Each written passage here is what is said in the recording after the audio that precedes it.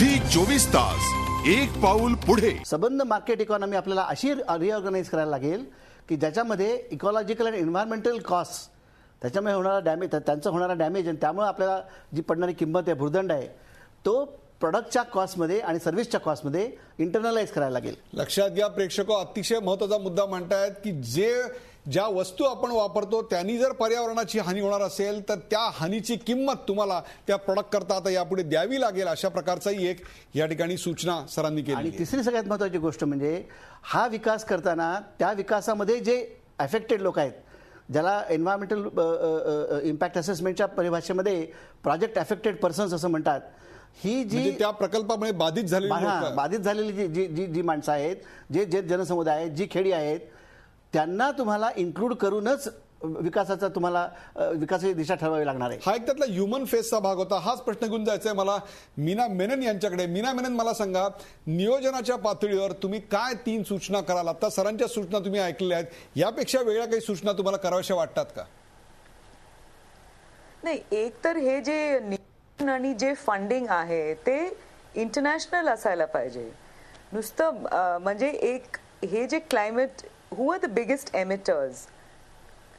China, United States.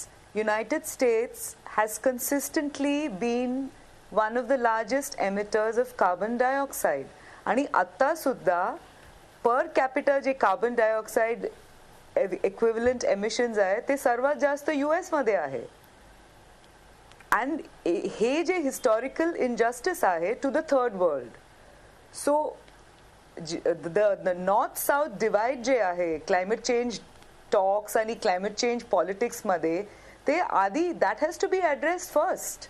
बरोबर. आणि कोपनहागन मध्ये जे ग्रीन क्लायमेट फंडच्या सुरुवात केली ते खूप चांगला आयडिया आहे, बट किती देशांनी तिथे कॉन्ट्रीब्युशन दिलेलं आहे? कोणीच नाही. फार कमी बजेट आहे आणि United states is not even a part of the Kyoto protocol. तर क्लायमेट चेंज इश्यूज तुम्ही बायलॅटरली तर तुम्ही रिझॉल्व्ह करायला म्हणजे पाहिजे. असं युनिलॅटरली तुम्ही करून तुम्ही पुढे कितपर्यंत जाऊ शकणार? बरोबर आहे. अभिजित, तुम्ही सांगा काय 2 बोला मॅडम तुमची तिसरी. The other thing is technology transfer. Technology transfer has been more or less agreed upon in Cancun.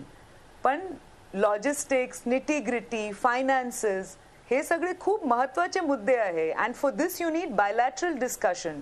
बरोबर आहे. आणि भारतात सुद्धा we have a climate action plan, पण सोलार एनर्जी मिशन, बट कितपर्यंत तुम्ही सिरियस आहात in investing in green energy, in green research for alternative energies?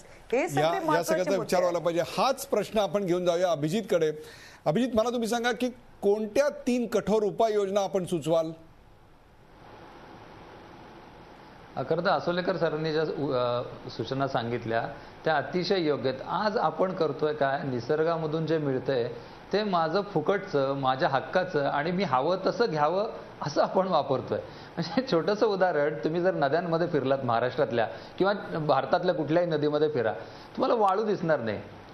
ती वाळू त्या नदीमध्ये तयार झाली, वाटेल तशी काढून घेतो आपण, त्याला काहीही आपण किंमत मोजत नाही. त्यामुळे ह्या गोष्टींची नैसर्गिक किंमत, पर्यावरणीय किंमत ही आता मोजणं ते आपल्याला परवडणार का आत्ताच्या लाईफस्टाईलला, हा थोडासा पुढचा मुद्दा. पण किमान काढा तरी. किती आपण फुकटचं खातोय, किती आपण असं सगळं माझंच आहे अशा पद्धतीने, हे तर मला कळू देत.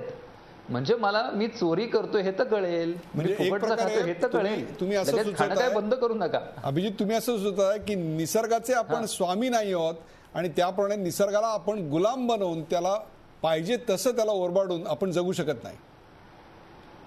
एक्झॅक्ट. त्यामुळे त्याची कॉस्ट काढलीच पाहिजे, आपण किती करतो आहोत. आणि दुसरं महत्त्वाची बाब म्हणजे की आपण जे आत्ता वापरतो आहोत हे आपल्याला पुढं किती काळ टिकणार आहे याचा हिशेब काढून सगळ्यांपर्यंत तो पोहोचला पाहिजे. अभ्यासकांना माहिती आहे, त्याच्यात काम करणाऱ्यांना माहिती आहे, पण सामान्यांपर्यंत जाऊ देत ना. म्हणजे माझी लाईफस्टाईल ही अशा प्रकारची आहे, 50 वर्षानंतर माझी ही संसाधनं संपलेली असतील, 70 वर्षानंतर मला हे नसेल, हे मला कळू देत ना.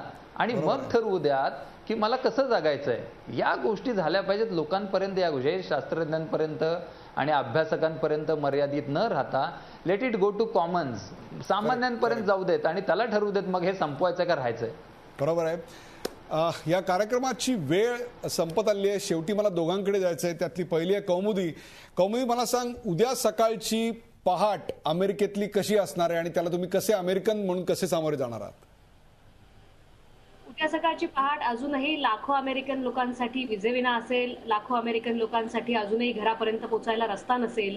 लाखो अमेरिकन लोकांना अजूनही बाकीच्या महत्त्वाच्या जीवनावश्यक वस्तूंसाठी सरकारी यंत्रणांचा हात पकडण्याची वेळ असेल. आणि सरकारी यंत्रणा सुद्धा प्रत्यक्ष राष्ट्राध्यक्षांपासून सगळी सरकारी यंत्रणा ही बाकीच्या महत्त्वाच्या गोष्टींकडे, बाकी इतर ज्या काही राष्ट्रीय महत्त्वाच्या गोष्टी असतील त्या बाजूला सारून केवळ ह्याच मुद्द्यावरती लक्ष केंद्रित करताना आपल्याला दिसतील. पाहिलं तर आपण किती अतिशय कमीत कमी शब्दात कौमुदीने याचं वर्णन केलं. सर, तुमच्याकडून शेवटचा शब्द. चेन्नई आणि पूर्व अमेरिकेमध्ये मोठ्या प्रमाणात पाणी आहे सध्या आणि वादळ आहे आणि महाराष्ट्रामध्ये पाण्याचा अभाव आहे. 65 वर्षानंतर पावसाळा संपत आला तरी आपले तलाव भरलेले नाहीत आणि लोकांसमोर कुठलीही पॉलिसी आपण ठेवलेली नाही. आणि फार चिंतेची गोष्ट आहे की दरवर्षी जसा नेमाने पावसाळा येतो तशी नेमाने ओरडे होते आणि लोकांना फक्त डोळ्यातनं पाणी काढणे, आपल्याकडे काही करता येत नाही. ही फार लाजिरवाणी गोष्ट आहे. कुठेतरी आपल्याला न्याय हा लोकांना देता आला पाहिजे विकासाच्या प्रक्रियेमधून. त्याच्याकडे आपण लक्ष पुरवलेलं नाही आहे. सध्या आपण ज्या पद्धतीची टेक्नॉलॉजी ट्रान्सफर करतोय, ज्या पद्धतीची टेक्नॉलॉजी लावण्याला आपण विकास म्हणतोय, ती टेक्नॉलॉजी ही विनाशकारी आहे निसर्गासाठी. ती निसर्गाची आणि पर्यावरणाची किंमत भरत नाही. तिच्यामध्ये लोकांना न्याय मिळत नाही. त्याच्यामध्ये ह्युमन मसल पॉवरचा उपयोग होत नाही.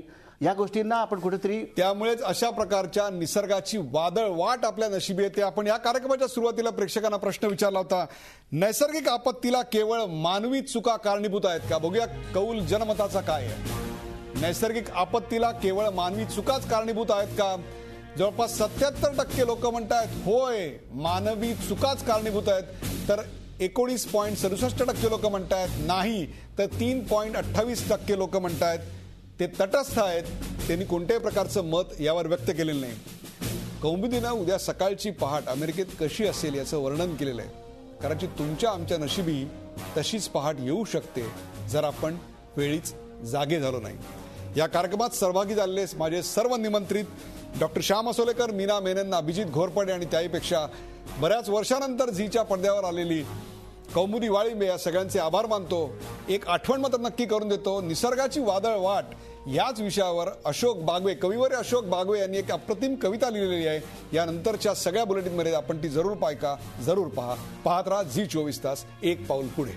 झी 24 तास, एक पाऊल पुढे.